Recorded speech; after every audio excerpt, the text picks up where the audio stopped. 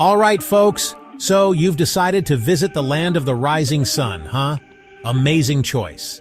Today, I'm going to break down exactly how you can get your Japanese tourist visa.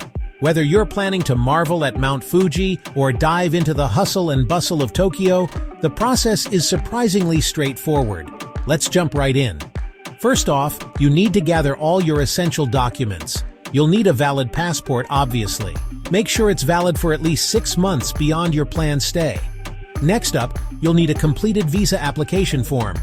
You can download this from the official Japanese embassy website in your country. Fill it in carefully. No typos, folks. You'll also need a recent passport-sized photo. This should be taken within the last 6 months. The requirements are pretty specific. 45 mm by 45 mm, plain background, and no crazy hairstyles. Basically, make sure you look like yourself on a good hair day. Now, let's talk about your travel itinerary. You've got to include detailed plans of what you're going to do in Japan. List your flights, hotel bookings, and any planned activities. If you've got a friend or family member in Japan, you might need an invitation letter from them. And don't forget to include their residency details. Next on the list is proof of financial stability. The Japanese government wants to make sure you can support yourself during your stay. This could be bank statements, income tax returns, or even a sponsorship letter if someone else is footing the bill. Once you've got all your documents in order, it's time to submit your application. Head to the Japanese embassy or consulate nearest to you. Some places require you to book an appointment, so check their website first.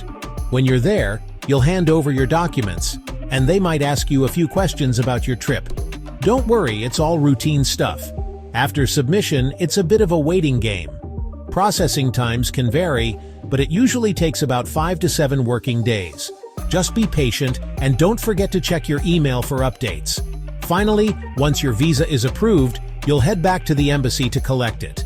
Double-check everything on your visa to make sure all the details are correct. And voila! You're all set to embark on your Japanese adventure. Remember, the key to a smooth process is preparation. Gather your documents early, double-check everything, and stay organized.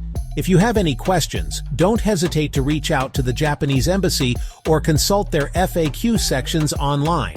So there you have it, folks. A simple step-by-step guide to getting your Japanese tourist visa.